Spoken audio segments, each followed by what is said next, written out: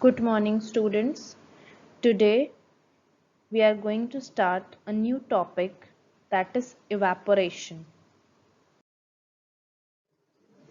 So today we are going to discuss evaporation, some examples of evaporation from everyday life and factors affecting the rate of evaporation. So let us begin with today's class. Can any one of you tell me what is evaporation? So evaporation is defined as the process by which water changes from liquid state to gaseous state at any temperature below its boiling point. In other words, we can say that it is a type of vaporization that occurs on the surface of a liquid as it changes into the gas phase. The surrounding gas must not be saturated with the evaporating substances. When the molecules of the liquid collide, they transfer energy to each other based on how they collide with each other. So now we know that particles of matter are always moving and are never at rest. So at a given temperature in any gas, liquid or solid, there are particles with different amounts of kinetic energy. In the case of liquids, a small fraction of particles at the surface having higher kinetic energy is able to break away from the forces of attraction of other particles and gets converted into vapor. So ultimately we can define the phenomenon of change of a liquid into vapors at any temperature below its boiling point is called evaporation. Now can anyone quote some examples of evaporation from everyday life where change of state from liquid to vapor takes place without the liquid reaching the boiling point? Means, can you cite some examples of evaporation from day-to-day life? So here are some of the examples of evaporation that for drying clothes, for drying hair, for drying agricultural produce, for drying wet body, for producing common salt, etc. So you can see water, when left uncovered, it slowly changes to vapor. So this is one of the example of evaporation. You can see over here drying of wet clothes, drying of hair, drying of wet bodies. So these are some of the examples of evaporation from daily life. Now let us discuss what are the factors which affects the rate of evaporation of a liquid, means, and how they affects the rate of evaporation. There are four factors affecting the rate of evaporation.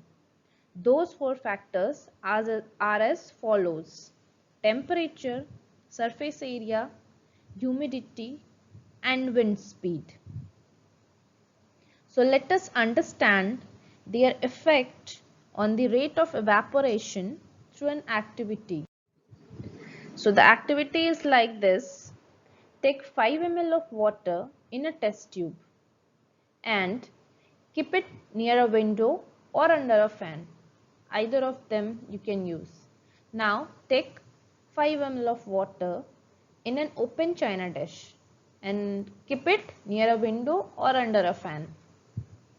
Now again take 5 ml of water in an open china dish and keep it inside a cupboard or on a shelf in your classroom. Okay, so these are the three cases. Now after that, record the room temperature. Record the time or days taken for the evaporation process in the above cases. Repeat the above three steps of activity on a rainy day. and then record your observations again. So what do you infer about the effect of temperature, surface area, wind velocity on evaporation? So you must have observed that water kept in china dish near window or under a fan will evaporate in about half an hour, while water kept in test tube took about 1 hour to get evaporated, and water kept in china dish took more than 1 hour to get evaporated. And now when again we are writing the observation, when in rainy days, so in rainy days double time was taken to get water evaporated. So these are the observations of those three cases under two conditions, under normal temperature and during rainy days. So what conclusion can we draw from here? We conclude that this activity shows that rate of evaporation increases with increase in surface area and wind speed, and decreases with increase in humidity. So let us understand the factors affecting the rate of evaporation in more detail. So moving further, the first factor is rate of evaporation increases with increase in surface area.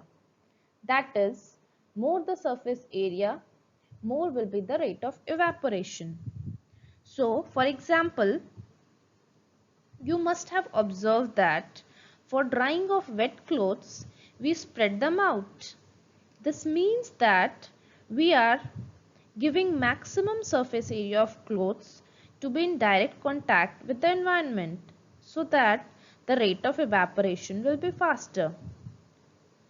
Now the second one, rate of evaporation increases with increase in temperature. That is, higher the temperature, more will be the rate of evaporation. This means that with increase in temperature, more number of particles get enough kinetic energy to go into the vapor state.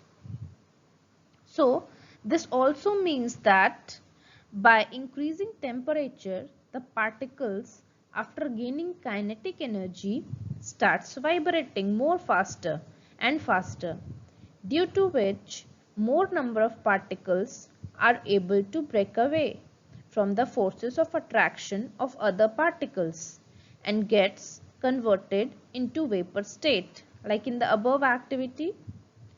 Okay, now moving further, the third factor is rate of evaporation increases with an increase in wind speed. That is, evaporation is more on a windy day. So it is a common observation that clothes dry faster on a windy day. With the increase in wind speed, the particles of water vapor move away with the wind speed, decreasing the amount of water vapor in the surroundings. So we can say that evaporation is more on a windy day. Now moving further, the fourth one is rate of evaporation increases with a decrease in humidity. That is, the rate of evaporation becomes slower on a rainy day. So first of all, humidity. Humidity is the amount of water vapor present in air. So the air around us can't hold more water than a definite amount of water vapor at a given temperature. If the amount of water in air is already high, then the rate of evaporation is low. That means the rate of evaporation becomes slower on a rainy day because at that time the humidity is high. So these are the four factors affecting the rate of evaporation and how they affect the rate of evaporation. So today we have learnt about evaporation and the factors affecting the rate of evaporation. So in the next module, we are going to discuss some more interesting topics. So thank you, students.